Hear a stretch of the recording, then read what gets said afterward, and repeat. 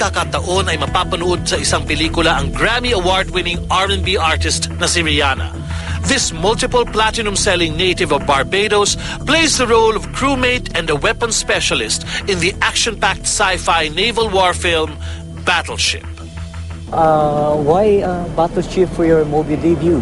Well, when I wanted to do movies, I wanted something that people would really not look at me as Rihanna.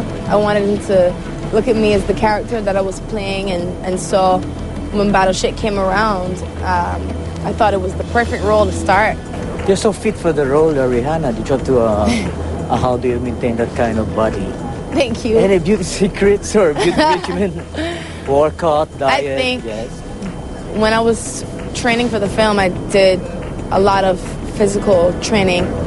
Training with weights, training with sandbags, training with weapons, a lot of push-ups, and it was intense. Matapos pumanaw ang music icon na si Whitney Houston recently, lumabas ang balitang posibleng isa pelikula ang buhay nito.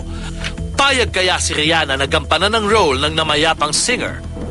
That's a lot of pressure. I mean, that would be something incredible. I mean, it would be an honor. But you know, I would really, really have to do that justice. That's a pretty big shoes to fill. I'd like to say hi to your fans in the Philippines. Are we expecting you back in the Philippines soon? Okay. Hey to all of my Filipino fans, it's Rihanna, and I cannot wait to come back. I know you guys, it's been a long time, but hopefully I'll be back there really, really soon. I miss you. Samantala, kasama ni Rihanna sa Battleship ang Swedish actor na si Alexander Skarsgård at ang Canadian hunk na si Taylor Kitsch. How does it feel being considered one of the sexiest men in the world? As long as I'm considered sexier than Alexander, I'm okay. Anyway, Taylor, I'll let you invite people back in the Philippines to watch the movie showing April 12. That's next week, Thursday.